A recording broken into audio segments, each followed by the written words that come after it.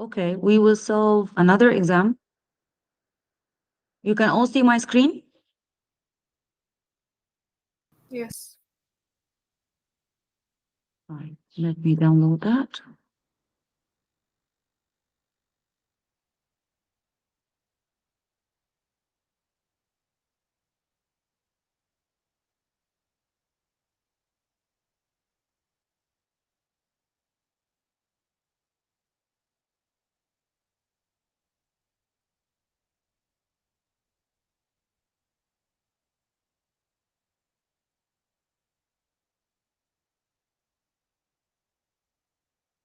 Okay, this is June 21.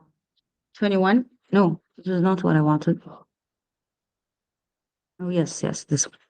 Okay, now we will start with this figure. Mariam once sent me a picture of this figure.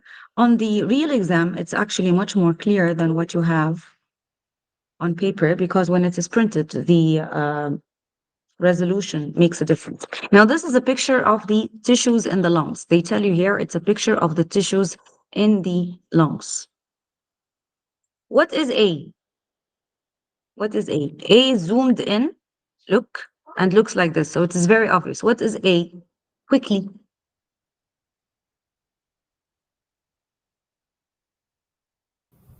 Someone give Epithelium. me an answer. What happened? Noor,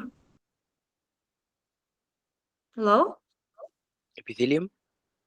Yes, it's epithelium. Now, I want to say something. Epithelium is a line of cells. They can be cuboidal, they can be ciliated. Now, look at the zoomed in picture. They are cuboidal. Cuboidal means you have simple cuboidal epithelial cells, a single layer of cells. And ciliated from the name means that they have hair-like extensions called cilia. So this is which type of epithelium? Epithelium in biology means a layer of cells. This is which type, ciliated or cuboidal? Ciliated. Ciliated epithelium, very obvious. And we know that we have that in the lung tissue. Now, what is B? What is immediately below the epithelium? Those cells that look like this.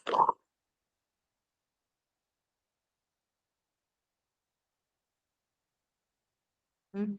Cells that are smooth and they appear under the microscope as very smooth. Smooth Kareem, muscles. smooth muscles. Okay. Now, this one is what Mariam asked me about. This picture is very clear. I actually checked, it is in your notes. You have here a tissue that shows no nerves, no blood vessels inside it, and cells that are always present in pairs, and it has like a shiny, glassy appearance. Let's zoom in, okay? And it's like a piece of tissue here. Either it is one complete ring or in patches. What is D? What is D? Cartilage. Noor, can you tell me what is D? Yeah, I'm sure Mariam knows it now. Kareem, can you tell me what is tissue D? It's tissue that is found in your lungs, respiratory system. In the trachea, it is C-shaped, incomplete rings. And in the bronchi, it is found in loops. Like it's not complete like it is in the trachea. And it keeps the trachea open. What is it, Noor? Which tissue is that? Cartilage. Yes, it's cartilage. Okay. Please get used to it. The cartilage, it has a glassy appearance, and the cells, the chondrocytes that make the cartilage, they are always found in pairs. There are no blood vessels inside it, no nerve tissue inside it. And in the trachea, it is a clear ring, incomplete C-shaped ring. In the bronchi, they have cartilage in loops.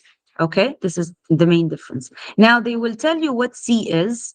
They told you in the upcoming question. So A, we said A is the ciliated epithelium. Ciliated epithelium. Epithelium means a layer of cells. We studied two types of epithelium. We have ciliated cells that have cilia, and we have the cuboidal epithelium, a single layer of cuboidal cells that line, for example, the alveoli. I hope you remember that. We said B is the smooth muscle, and D is the cartilage.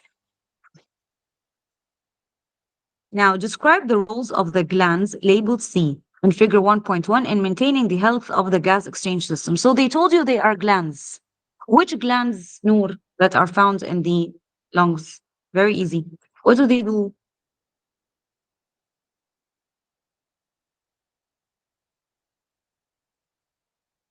What will you write? This is a very easy question. Kareem, Mariam, these glands, what do they secrete? Come on. They secrete Mucus? me.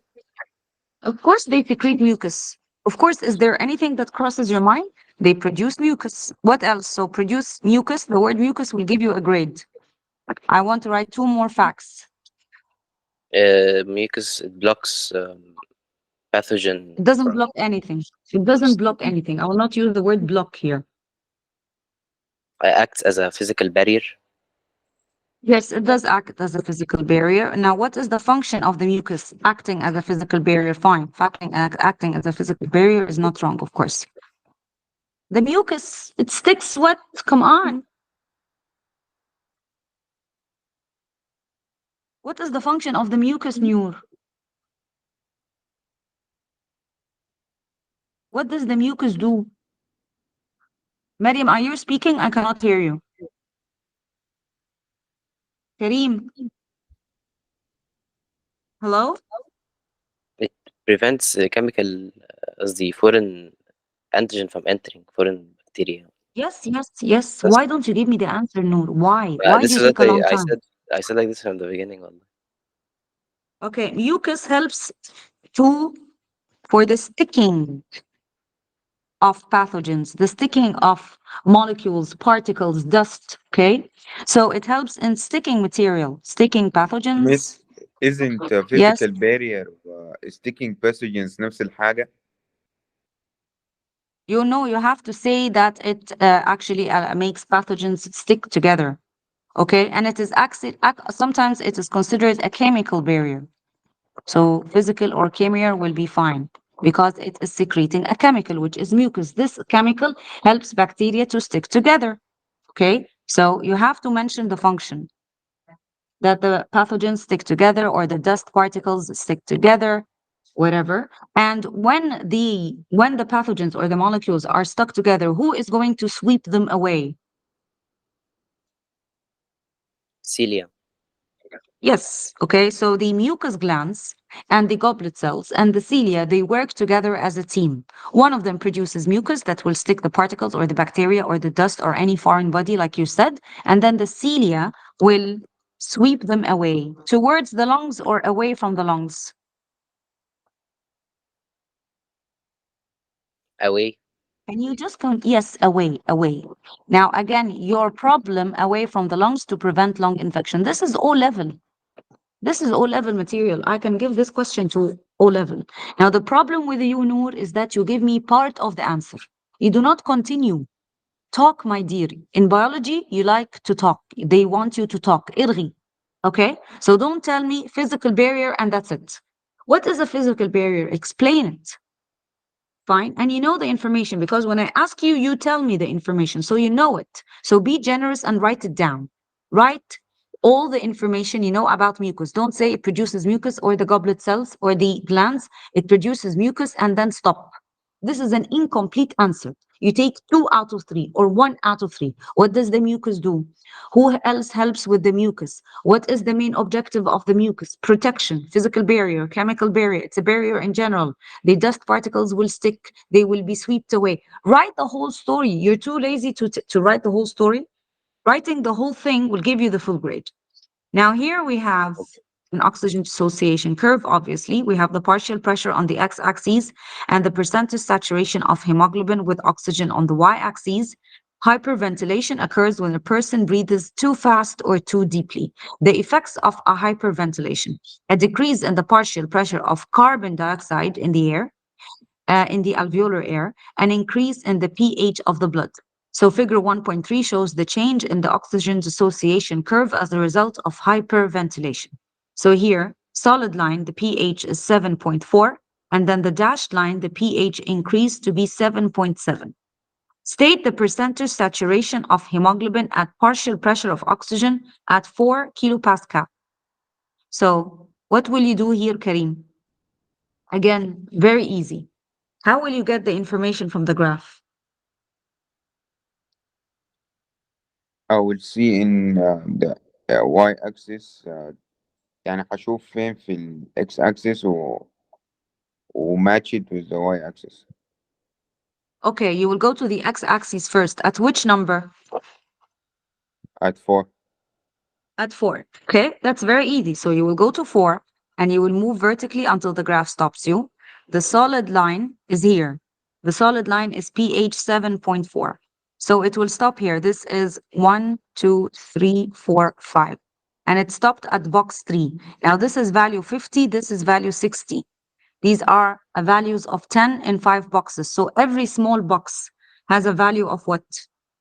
Wait miss خلينا calculate. Okay. 2. 2. Very good. So I have 52, 54, 50. 56. 56. This is pH 7.7, which is the solid line. 7.4 is the 7.4 is the solid line. 56. No, there's something wrong. 1 minute. State the percentage saturation of hemoglobin at 4.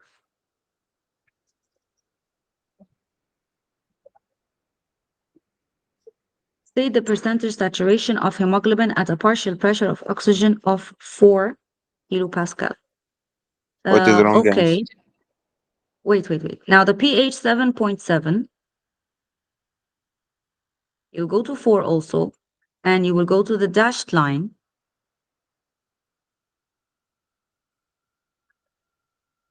And it will be obviously 70. But let me open, I think there were different answers in the mark scheme. Mariam, how did you do this question? Yes, what we did is correct. We go to the number 4 and then go until the line of the graph stops us, and we go to the y-axis.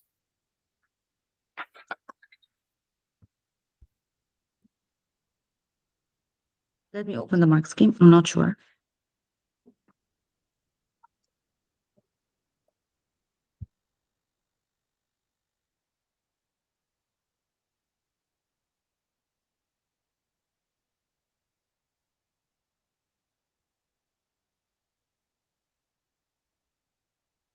Why do they have different numbers here? 72 and 60%.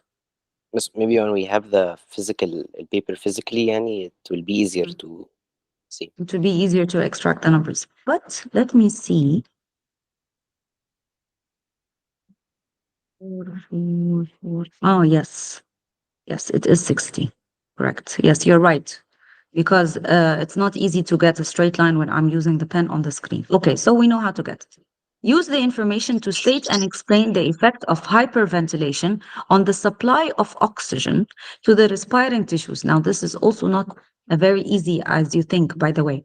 So hyperventilation.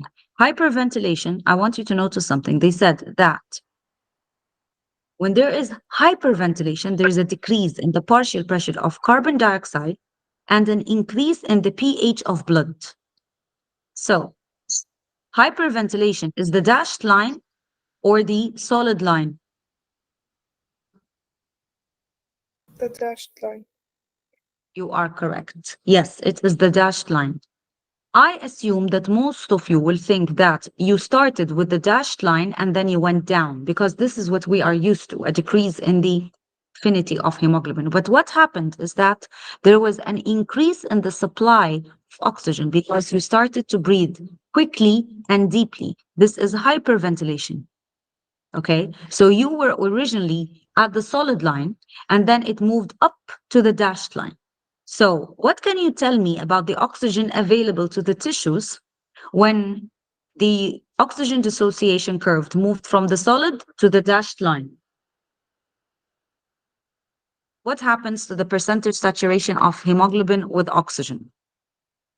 Who will give me an answer? You moved from here to here. It increased. What increased exactly? Percentage saturation of hemoglobin with oxygen. Very good. And when the percentage saturation of hemoglobin with oxygen increase, how do we explain that? What does this mean in terms of affinity? The affinity of the hemoglobin to oxygen will increase or decrease? Uh, Decreased. How come, Noor? Habibi, the affinity or the percentage saturation of hemoglobin with oxygen increased. You told me that. I did not Okay. tell you So, this. so affinity. So there is now more hemoglobin saturated with oxygen. So we will explain that or translate that in the terms of affinity. How is the hemoglobin affinity with oxygen affected? More affinity or less affinity? Yes, it increased. The affinity increased. Yes. Very good. So this is a very important sentence to write. So the affinity of hemoglobin to oxygen increased. The word affinity means how easily does it bind to the oxygen. Like in enzymes, we also use it with enzymes. When an enzyme has a greater affinity to the substrate, this means that the enzyme will easily bind with the substrate. So the hemoglobin will easily bind with the oxygen to produce what? What is this, Kareem? Hmm? To produce? What is this compound? What's the name of this compound? Mariam. Oxyhemoglobin. Very good. Now, this is telling me when I say that the affinity of the hemoglobin to the oxygen increases, so the hemoglobin is strongly bound to the oxygen. Does this make the oxygen free and available to be supplied to the tissues? No. No. Very good. So there will be less oxygen dissociation, less oxygen available to the tissues. You understand? So this is a tricky question because you would immediately expect that there will be more oxygen supplied to the tissues. Yes, there is more partial pressure of oxygen, but we know that the higher the partial pressure of oxygen in the blood, the more the affinity of the hemoglobin to the oxygen, and the hemoglobin will bind to the oxygen. This بس is definitely happening at the lungs. Yes. ال pH بتاع البلد بيكون decrease or increase. No, it will increase, of course, not decrease. This is a nice question. When does the pH of the blood decrease? When the blood is alkaline or acidic? Acidic. Acidic. So put this in mind. When it's binded When we to. have, yes, to the hydrogen ions, when we have more oxygen supply, which is at the lungs, the hemoglobin will have a greater affinity to the oxygen and bind with the oxygen to give me oxyhemoglobin. This happens at the lungs. And then the hemoglobin will carry this oxygen and give it to the tissues. If we have an increase in the carbon dioxide concentration in the body, you know very well what will happen to the CO2. It will enter the red blood cells and the cytoplasm of the red blood cells. It reacts with water to give me what? In the presence of the enzyme carbonic anhydrase, to give me what? What is this molecule? Hydrogen carbonate. No, carbonic acid. This is how we say it. This carbonic acid, Noor, will dissociate to give me which ions? Hydrogen.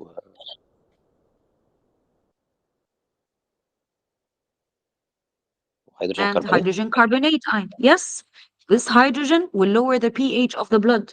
So to prevent that, the hemoglobin will act as a buffer and it will react to it with it to give me hemoglobinic acid. Okay, so answering Kareem's question, when the pH of the blood decreases, this means we have more hydrogen ions. That's why the pH of the blood decreases. And the pH of the blood will decrease when we have a high concentration of CO2 and a low concentration of oxygen. A high concentration of oxygen will do the opposite. The pH of the blood will be more alkaline, just like in this case, in the hyperventilation. Okay, so the answer to this question, hyperventilation means I have a higher supply of oxygen. They told you in the question that you are breathing faster and deeper. More oxygen means greater affinity of hemoglobin to oxygen. Actually, if you write those two sentences, you will take both marks. If you tell me that the percentage of saturation of hemoglobin to oxygen increases, and this means that there is a greater affinity of hemoglobin to oxygen, you take the 2 marks. Okay? You can continue or add to that that the hemoglobin will react with the oxygen to give me oxyhemoglobin, and the hemoglobin will not dissociate. There will be less dissociation, less release of oxygen, less oxygen will be supplied to the tissue, at least temporarily. Clear? The hemoglobin is saturated with oxygen. Yes. Are you with me? Yes. Okay, I hope you understand this question. It's easy, but again, it is twisted so that they confuse you. Now, let's label. This is very easy. Name the process that is occurring at T. What is happening at T, Mariam? Exocytosis. Okay, it's very obvious. This is exocytosis. Now, let's label. Kareem, what is P? Let's look here. What is P? Nucleus. No, it's not the nucleus, my dear. Nucleolus. Ne- It's the nucleolus, correct. And what is the function of the nucleolus? to make RNA. Very good. To make, no, to make, huh? Ribosome. To make ribosomes, to produce ribosomes, Kareem. Kareem, what is Q? Mitochondria. Mitochondrion. Yes, mitochondria, correct. What is the function of the mitochondria? Anaerobic respiration. Anaerobic, are you sure? Aerobic. Yes, aerobic respiration. Good. What is the function of R? Mariam? R is the rock in the plasmic reticulum. It produces and packages proteins. Okay, correct. Noor, what is the function of S? S is the Golgi body, and it post translational modification of proteins. Yes, it's very good. And It modifies proteins produced in the rough endoplasmic reticulum, packages them, transport vesicle. Okay. Outline the steps in the production of monoclonal antibodies by the hybridoma method. I like these direct questions. We answered it also in the previous exam. Who will give me an outline quickly? Tell me, Noor.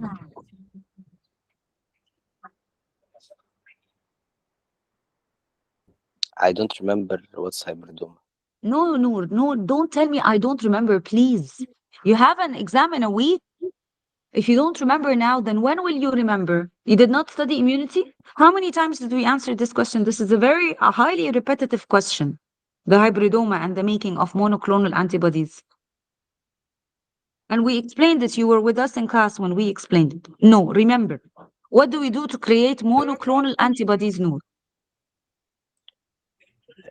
I remember we used to inject the animals with the antigen.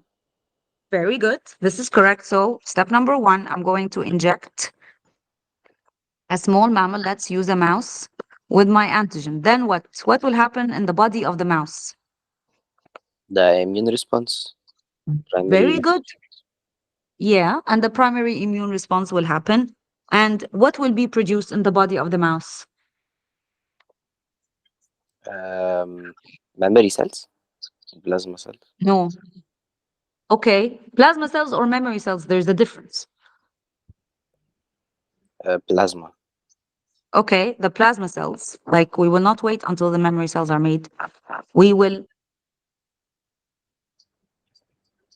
Um, this plasma بقى it's used to inject in other animals. do we, This is يعني we use the plasma Kareem, can to you help extract me? antibiotics. After we activate the primary immune response in the mouse and the plasma cells are activated, what do we do with those plasma cells? البي سيلز And هتكون where do we, activated.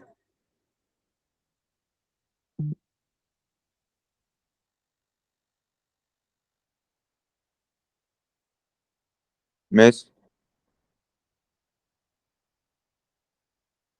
الو.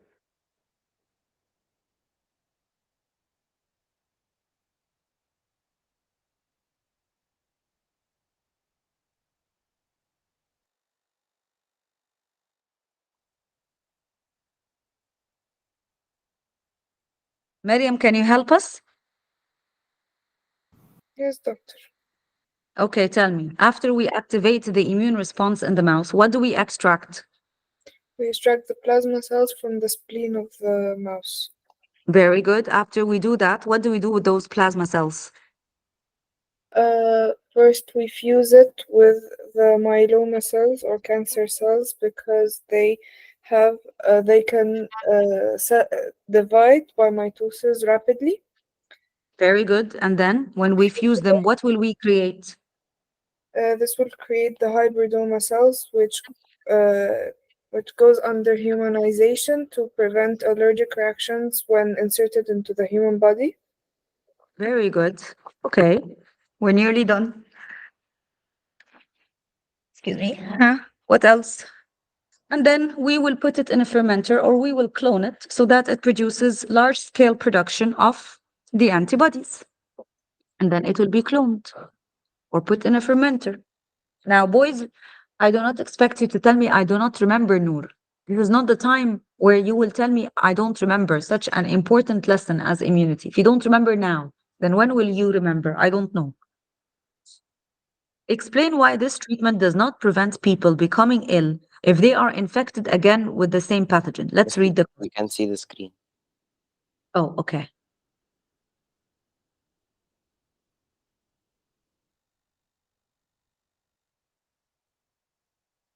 I hope you can see it now. Antibodies can be collected from human blood donors and used to treat people that may have been infected with a pathogen.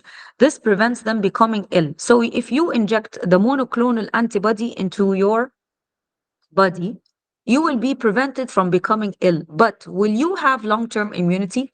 Explain why this treatment does not prevent people becoming ill if they are infected again with the same pathogen.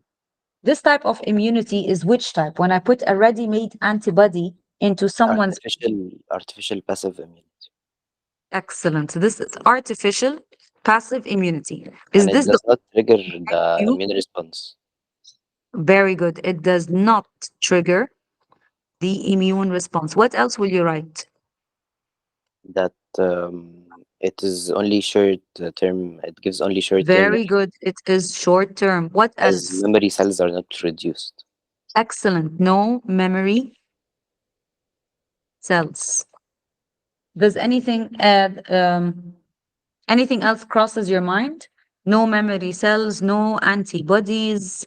No clonal selection, no clonal expansion. Of course, none of that. No primary immune response, no colonial selection, no colonial expansion. Those antibodies will enter your body, they will do their job, and then they will be broken down after some time.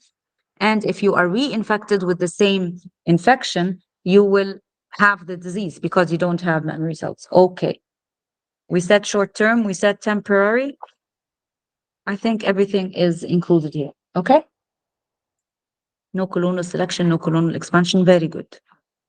Yes, Noor, this is what I mean. Write everything. So you take the 4 marks. You don't just write 1 or 2 sentences. Write everything you know.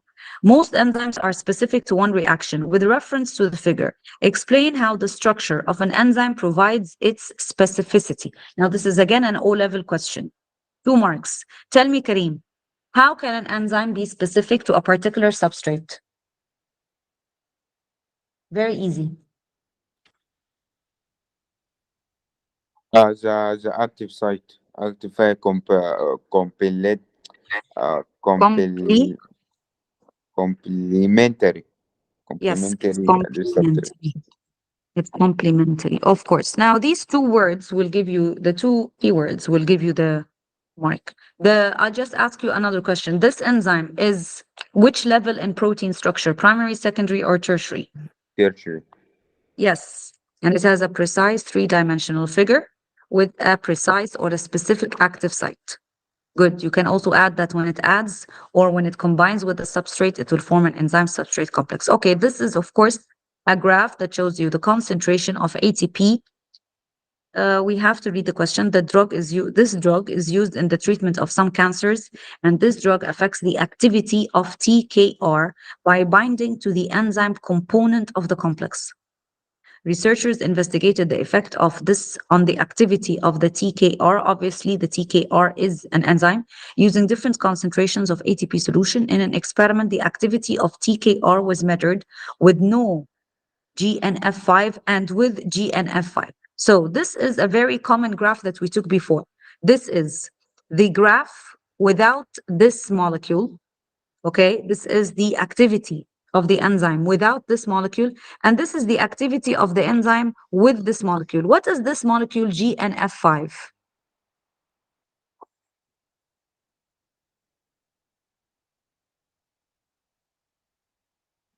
Drug. Noor, huh? It's a drug. No, it's not a drug. What does it do to the enzyme? This is an enzyme graph. We have the concentration of the substrate on the x-axis, and It's we an have, inhibitor. it's an inhibitor, of course. Now, this graph shows you it is which type of inhibitor? اسمها ايه؟ Non-competitive. No, you are wrong. It reaches the same Vmax eventually. Competitive, yes. Yes, it's a competitive inhibitor. Okay. When they reach the same Vmax eventually, but it will just take a longer time, it's a competitive inhibitor. As you increase the concentration of the substrate, it cancels out the effect of the competitive inhibitor, and eventually we will reach the Vmax. Using the figure to provide evidence for these conclusions, the researchers concluded that this molecule acts as an inhibitor, they actually told you, of the enzyme component, and that it is a competitive. They even told you that they are nice, and they told you. Now, use the figure to provide evidence. What are the characteristics of a competitive inhibitor? What does it do to the initial rate of the reaction? What does it do to the Vmax? What does it do when we increase the concentration of the substrate? What does it do to the Michaelis constant? What do competitive inhibitors do? They decrease the initial rate of reaction. Yes, they do. Obviously, the initial rate of the reaction dropped. Okay. And you can use numbers because they said use the figure. So as long as they said use the figure, we will use the figure, whether we like it or we don't. When the concentration of ATP, let's use, how do we use the figure? I'm going to go to a particular concentration. For example, when the concentration of the substrate was 1, with no inhibitor, the reaction was 6. With inhibitor, the reaction was 2. So I use the figure. Okay, so like you said, this is a competitive inhibitor. So step number 1, it will reduce the initial reaction rate and give numbers. What else will you say? It reaches the same Vmax. Yes, eventually with time, it reaches the same Vmax. And it Okay. increases the Km, the Oh, Michaelis. very good. It increases the Michaelis constant. This means more affinity or less affinity? Less affinity. Yes, less affinity between enzyme and substrate. And there's a very popular sentence that we always write when we talk about competitive inhibitor. As we increase the concentration of the substrate, how does this affect the competitive inhibitor? Does it cancel out the effect of the competitive inhibitor or it doesn't?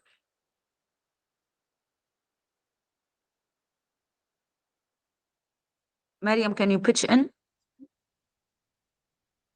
Yes, doctor. As we increase the concentration of the substrate, The activity does of the this cancel? inhibitor starts to decrease. Yes, activity of the inhibitor starts to decrease, or we cancel out the effect of the substrate. In other words, we have here the enzyme and we have the substrate and the competitive inhibitor. They look the same because they're both competing for the active site. We have only 2 molecules of competitive inhibitor, and the concentration of the substrate is increasing. It is 5, 10, 15, let's say 50 molecules of substrate. There is a higher chance for the enzyme to bind with the substrate than binding with the competitive inhibitor. This is what I mean by increasing the concentration of the substrate reduces the effect of the competitive inhibitor. Are you all with me? It cancels out the effect of the competitive inhibitor. there is a lower chance that the enzyme will bind with the competitive inhibitor and a higher chance that the enzyme will bind with the substrate. That's why we eventually reach the Vmax if you are asked for an explanation. Okay? Here they Okay. just said provide evidence. They did not say explain, but if they had asked you that same question, stating, describe, and explain, you should say that. I hope you understand what's going on. Okay, now here is another graph, concentration of the substrate on the x-axis and the activity of the enzyme. And here there is another graph, here with no inhibitor and here with inhibitor. Which type of inhibitor is that? That will produce a line such as this. Non-competitive. Good, non-competitive. Okay, how did you know? It did not reach the same Vmax. Perfect. Did not reach the same Vmax. What are the characteristics of a non-competitive inhibitor?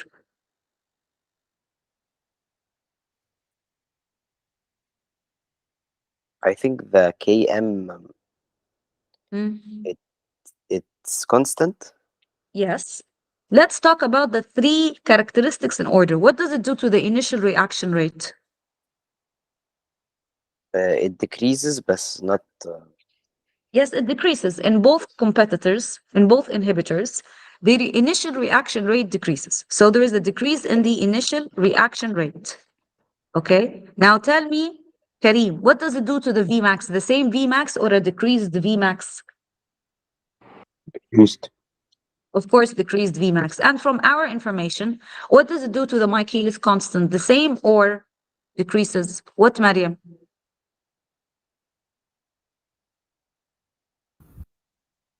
Yes, doctor. The non-competitive inhibitor, does it affect the Michaelis constant? Does it affect the affinity of the enzyme? No. No. Okay, it does not affect the affinity or the same Michaelis constant, and you can use numbers. So an increase in a decrease in the initial reaction rate, a decrease in the Vmax, they never reach the Vmax, and the Michaelis constant remains the same because if you remove the non-competitive inhibitor, the affinity will go back to normal. Good. State how the activity differs. We said this, a decrease in the activity, initial rate of reaction, a decrease in the Vmax. State how the effect on differs from the effect on. So this is the effect of the non-competitive inhibitor. Yes, we're right. The activity does not reach the Vmax and it's non-competitive. They don't tell us here that is non-competitive. So you will get a grade by writing that it is a non-competitive and it reduces the initial rate of the reaction. I don't need to look at the mic scheme.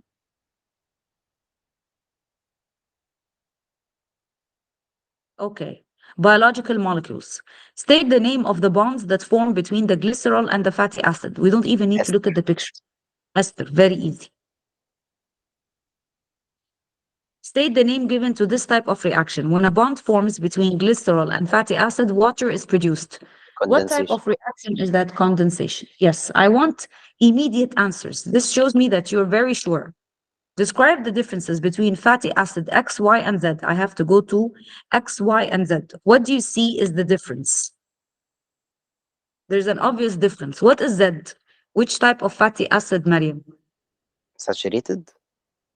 Yes, Z is saturated. Now, what is the difference between X and Y? Or what is similar? Both are unsaturated fatty acids with Yes, a double bond between carbon. yes. But what is the difference then between X and Y if they're both unsaturated? X is X3 has it has three double bonds. Yes. Y And one. Y? One double bond. Now, when we have only one double bond, it is given a name. Mono or poly unsaturated? monounsaturated fatty acid. Mono unsaturated. Kareem, are you here with us? Kareem, if there are more than one double bonds, it's a mono or poly unsaturated? Poly. Poly. So these are the differences. Z is saturated, no double bond. X and Y, they have different numbers of double bonds. Let's look for another difference. Yes, which is shorter, which is longer? These are hydrocarbon chains. Which is the shortest chain?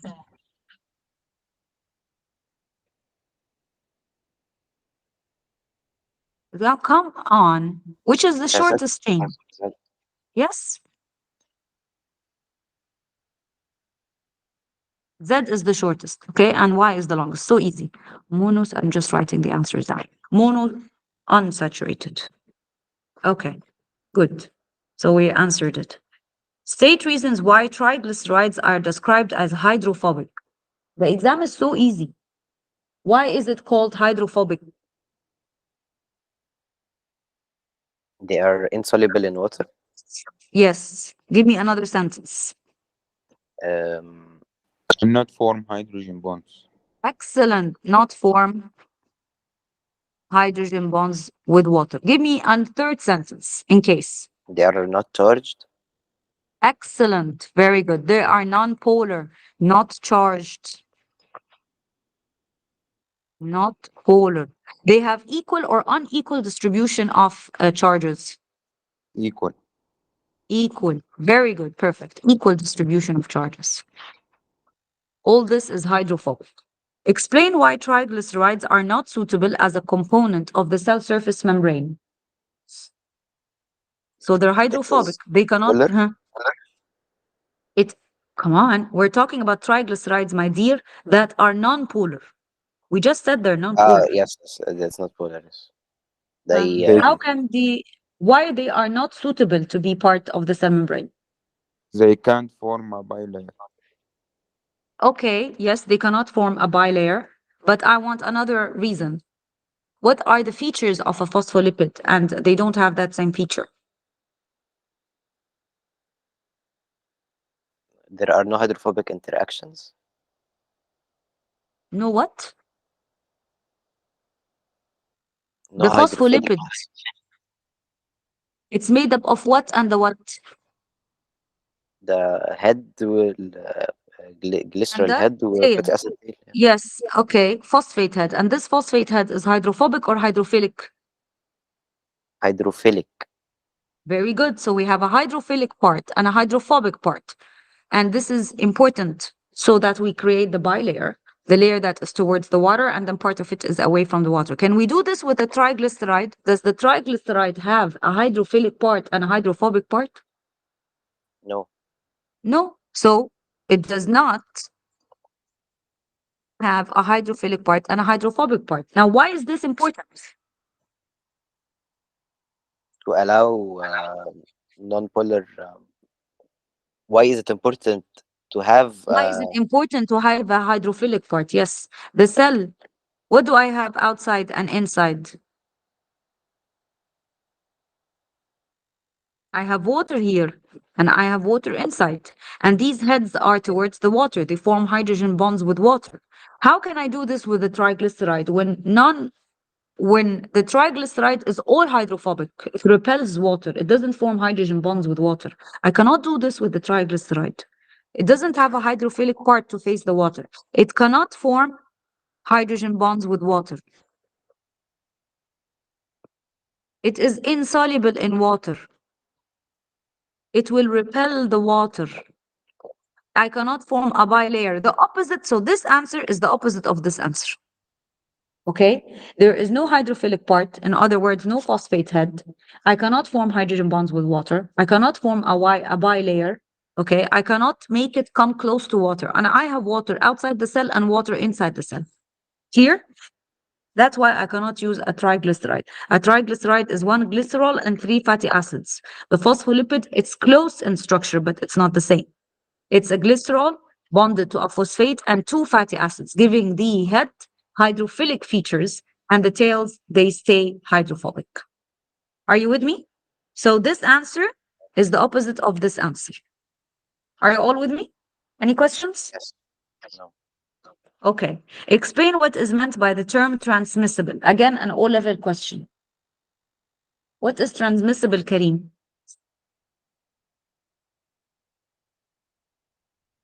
Maryam. The pathogens that can be transmitted through air, water. Very good. It's caused by a pathogen and it can be transmitted from one host to another. Now, this is Vibrio cholera. State the information that is needed so that the student can calculate the actual length of the flagellum. I swear this is all O-level. What is the formula? I want the actual I length. am. I am Yes, اللي هو I am. ماشي. So to get the actual length, I need the size of the image over the magnification. This is too easy to be true. Okay, here, complete the table by calculating the case fatality rate for Yemen. So here, what do we have? We have the number of cases of cholera and the number of deaths, and I want the case fatality rate. How can we do that? In percentage. How do we calculate percentage? So easy. Times 100. Oh, What will be times 100? What will we do first? Like, for example, you got a 50 out of a 70 on an exam. How do you convert that to a percentage? we will put يعني number of deaths over the number of cholera cases times 100. Very good. 16, 4, and 5. Okay. Now, there is something tricky here. 3, 7, 6, 7 divided by 2260, 495. The answer is 0016 multiplied by 100. The answer I got is 0.166. Do I write it like this? Look at the No. format of the, what do I do? 0.2. Yes, it's to one decimal plate, like the rest. Suggest why large outbreaks of cholera occurred in the countries listed, but there were very few cases in most other countries. 5 marks. Again, very easy question. Why would a cholera happen in one country and not in another country? I want 5 reasons. War. Okay, I want a more specific reason. War can cause any type of disease, not only cholera. What is the nature of the cholera? How is it spread? Drinking drinking water, contaminated water. Yes, Contaminated waterborne food. disease. It's found in contaminated water. Oral fecal route, if you remember. Yes. Poor sanitization. Excellent. So anything related to dirty water. Poor sanitization. What else?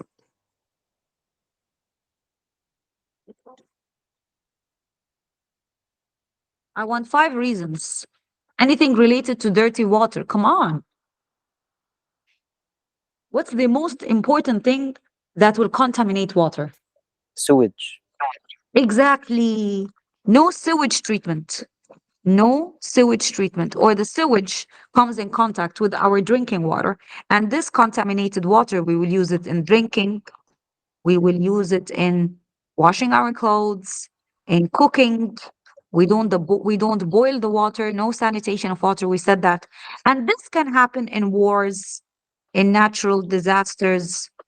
Okay, when we have dirty environments, it can spread diseases like cholera. But you have to mention that it is an oral fecal route, it's waterborne, uncontaminated water. You have to mention that the water is dirty and the water came in contact with your food or drink. This is how cholera will spread. I want other reasons. Think of other reasons. Now, this happens in developing or developed countries.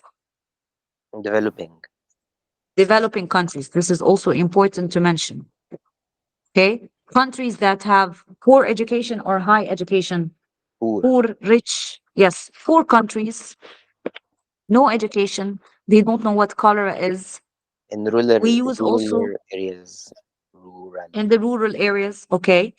Sewage also, if it is used in irrigation, it can spread cholera. Also, let's mention something related to vaccine. Are these people vaccinated? No, No, they're not vaccinated. because the No, vaccines might have too many doses or difficult to store. yes, or expensive, whatever. What else can we mention? Do these people, if one of them are sick, do they have the money to buy the antibiotics and the oral rehydration therapy? No. No, so they don't have, they're too poor and they have no access to antibiotics or oral rehydration therapy. So when one of them is sick, it will spread. So these are the reasons why this disease can spread. When you have a question like this and you have 5 marks, you have to squeeze your brain and think of any reason that will spread cholera. Okay, and you have it. We studied it. And also think of other common reasons. There is war, there is a natural disaster, there is anything that will cause contamination of water, and this water would reach your food or drink. Okay, messenger RNA. What are the names of the 4 bases in the messenger RNA and in the DNA? Kareem. It's so easy also. This is the last question. This is too easy. I can give this exam to an O-level student. Very adenine guanine uracil cytosine. uracil. Very good. In messenger RNA, we have uracil. Okay, cytosine and guanine. No. What in DNA, what do we have? No, Uh, uracil وثايمين. Exactly. Okay, you will write them down, of course, huh? Names. Name the pentose sugar present. Mariam, what is present in messenger RNA? Which sugar? And which sugar is present in the DNA? Ribose sugar is present in the mRNA, and in the DNA, the deoxyribose. Okay, excellent. The number of strands in here and here. single or double. Okay. Write 1 strand and 2 strands. Now here we have the DNA, and then we have something happening here until we have the messenger RNA. What is stage 1? What is stage 1 showing you? Which step? Transcription. Yes, correct. Transcription. What is happening in stage 2? Why did this become smaller? Translation. No. We are here still in the messenger RNA. We're here still in the nucleus. The introns getting removed. Excellent. Yes, the introns, the non-coding parts are removed. And what are fused together? The exons. The exons. And this step is called what? Uh, pri- uh, It has a primary name. tra- primary transcript. Okay, the step of removing the Splice. introns and fusing splicing. Very good. And this is called the primary transcript or the primary transcript. Now here is the transfer RNA molecule. Even if you forget, they will tell you here. Describe the role of the transfer RNA shown in figure 6.2 in the synthesis of a co-transporter protein. What is the function of the transfer RNA? Who remembers? Hmm? The transfer RNA contains an anticodon, which is complementary to the nucleotides present on the mRNA. Very good. Okay, and then what? The Only it has an anticodon here. What does it have at the other end? it has the protein binding site. So Amino acid binding site, yes. amino acid binding site. So as the nucleotides join with the complementary nucleotides on the mRNA by the hydrogen bond, Miriam, I will stop you. Use the term bases as the bases bind with complementary bases. Okay. Huh. as they bind with the hydrogen bonds, only two tRNAs fit in the ribosome, and the amino acids are close together. Therefore, they uh, bind by hydrogen bonds. Exactly. The previous the previous tRNA then leaves, and a new tRNA enters the ribosome, forming the polypeptide chain. Very good. Now, what Mariam said here, I am explaining it using a diagram. This is the messenger RNA during translation. It will bind to a ribosome. The messenger RNA has a sequence of bases. Every 3 bases are called a codon, and they attract a complementary transfer RNA molecule. Exactly like Mariam said, this transfer RNA molecule has 2 ends, one end with complementary anticodons, okay? And the other end will bind to a specific amino acid, a specific amino acid. We attach, or 2 transfer RNA molecules attach to a ribosome at any specific time, bringing 2 amino acids close together. Again, like Mariam said, these amino acids will join together by a peptide bond. Excellent. And then after they do, the first amino acid will leave, or the first transfer RNA molecule, it will leave. so that we have a third transfer RNA molecule joining. Only two transfer RNA molecules can join at any one time until we create a strand of amino acids. And this is which structure? The single strand of amino acids. This is which protein structure? Primary, secondary, or tertiary?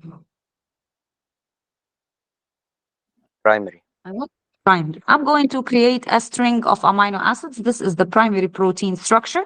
And then it will go and become modified. This is not our story. So here you will describe translation and what exactly the transfer RNA molecule does in order to create this single strand of amino acids. And the sequence of the amino acids depends on the sequence of the bases on the messenger RNA.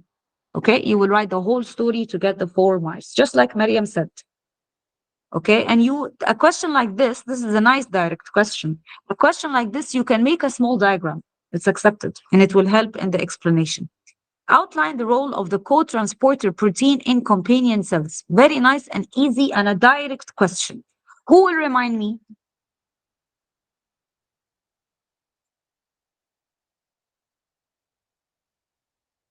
I will stay silent. I'm waiting for Noor to remind me.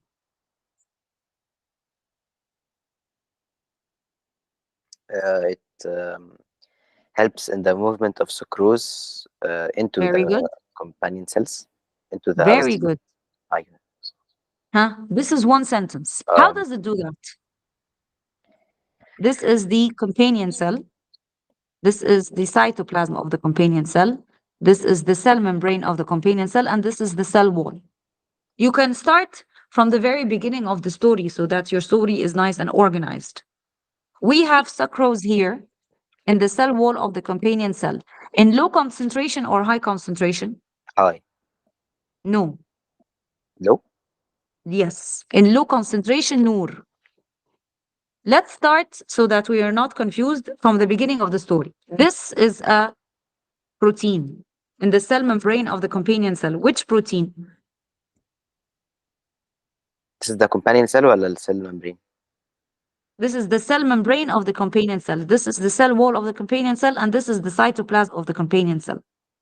If you remember, we always used to do it like this. This is our source, and this is our phloem, and this is my companion cell. And this is step number 1 in the transportation of sugars in the plant. We will get the sucrose from the source, and we will load it into the cytoplasm of the companion cell. Step number 2, actually, this is glucose. Sugars. No, this is not our problem now. So the question asks how the The يعني glucose is co-transporter reached to protein. the companion cell. Exactly. Okay. Mm. Um, Tell me. hydrogen protons Yes. are pumped out of the companion cell. Very good. First, we'll start with the hydrogen pump. It will pump hydrogen ions or protons out of the cytoplasm of the companion cell into the cell wall. This is step number 1. Until we have a high concentration of hydrogen ions in the cell wall of the companion cell, or called a hydrogen gradient. And then what? This causes the hydrogen re-enters the cell, into the Yes. cytoplasm with the sucrose or Very glucose. good. And who is going to do that?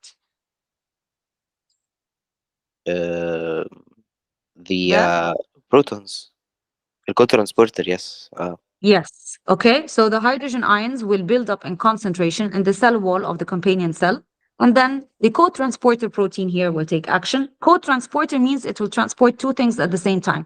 The hydrogen ions will then move down a concentration gradient by facilitated diffusion Yes. by the co-transporter protein. And while the hydrogen ions are moving down a concentration gradient, the sucrose is going to move against a concentration gradient, again by the co-transporter protein from the cell wall of the companion cell By into secondary its active cytoplasm. transfer. Secondary active transport. Very, very good. Okay? And then we will have sucrose concentrated in the cytoplasm of the companion cell, and then it will move into the phloem by the symplastic pathway through the plasmodesmata. This is not our problem. They are asking you specifically about the co-transporter. This part, the easiest way to study it is to draw the cell membrane, okay, and the cell wall and the cytoplasm down there, and draw two structures in the cell membrane of the companion cell, the hydrogen pump and the co-transporter protein. Draw it like this with two depressions to hopefully remind you that it will transport the hydrogen ions down a concentration gradient. And while this is happening, this creates energy to co-transport the sucrose against a concentration gradient from low to high. Secondary active transport. Again, a small diagram like this will help you remember. This is the hydrogen pump. And the pump, from the name, it will pump hydrogen ions from low concentration to high concentration until I have a high concentration gradient of hydrogen in the cell wall of the companion cell. Clear? Yes. And the first pathway is apoplastic or symplastic. The pathway that Plas- involves the hydrogen ions and the co-transporter protein. Apoplastic. Apoplastic. Okay, here we have no cytoplasm, no plasmodesmata. It is only involving mainly the cell wall. So this is apoplastic. The second pathway, the movement of the sucrose from the cytoplasm of the companion cell through the plasmodesmata into the phloem, this is symplastic. Okay, very good. This is a direct question also, and we finished this exam. Again, I see that this exam was very easy. All the questions either were direct or they were easy. I did not highlight anything. The oxygen dissociation curve and the curve for the enzymes, if you did not study those two lessons, you will fail the exam. Here, there is a graph concerning competitor and non-competitive inhibitor. So you have to be familiar with both. So it depends on how well you studied. Maybe this question only was a little bit tricky. Okay. Now, see you tomorrow in school. We have a physical session tomorrow. I'll tell you very soon which exam to get with you. Okay? Okay. At 10, right? At 10. Yes, please don't be late. Okay. Okay, bye-bye.